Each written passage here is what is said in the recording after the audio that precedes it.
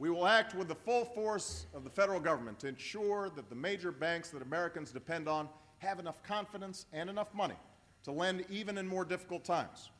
And when we learn that a major bank has serious problems, we will hold accountable those responsible, force the necessary adjustments, provide the support to clean up their balance sheets, and assure the continuity of a strong, viable institution that can serve our people and our economy. Now, I understand that on any given day, Wall Street may be more comforted by an approach that gives bank bailouts with no strings attached and that holds nobody accountable for their reckless decisions. But such an approach won't solve the problem. And our goal is to quicken the day when we restart lending to the American people and American business and end this crisis once and for all.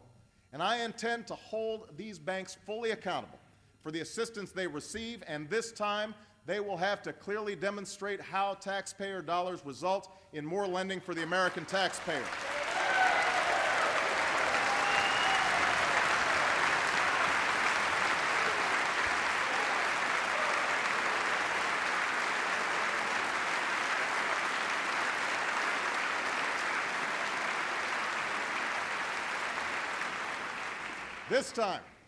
This time, CEOs won't be able to use taxpayer money to pad their paychecks or buy fancy drapes or disappear on a private jet.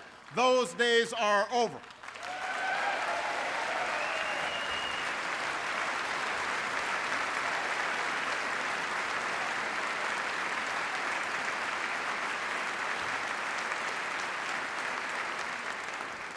Still, this plan will require significant resources from the federal government. And yes, probably more than we've already set aside. But while the cost of action will be great, I can assure you that the cost of inaction will be far greater.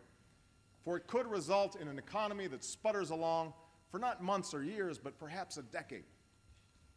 That would be worse for our deficit, worse for business, worse for you, and worse for the next generation, and I refuse to let that happen.